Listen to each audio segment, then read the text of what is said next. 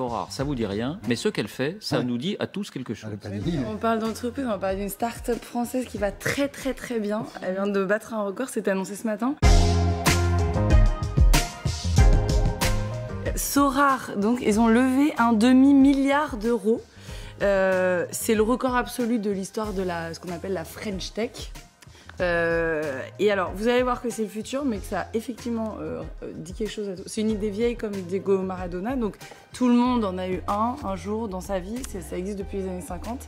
Ces albums Panini. Les Panini. J'ai essayé d'échanger des Lionel Charbonnet contre des Zidane. Voilà, j'avais jamais le Zidane. Donc voilà, on échangeait ça à la cour de récré.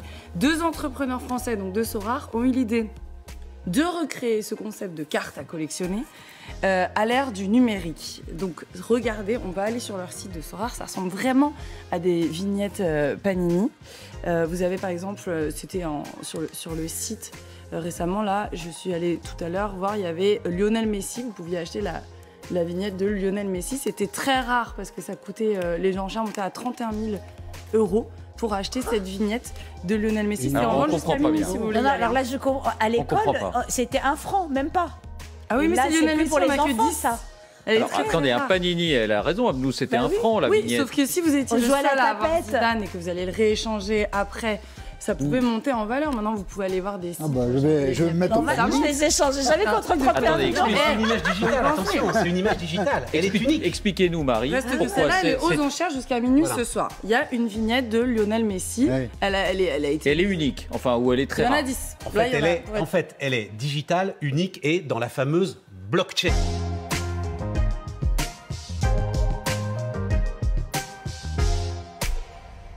Voilà, Bah, ça, elle c'est n'en sortira jamais, Exactement. elle est là et elle vous appartient, on est sûr là qu'elle est encore, Mais pour l'éternité. expliquez-nous comment un objet digital peut être unique ou très Oui, rare. parce que qu'est-ce qu'on se dit? On se dit, bon, bah moi, je vais sur le site, Ah oui. je fais une capture écran, je copie-colle et je l'ai, ma vignette de Lionel Messi, et puis du tout rare.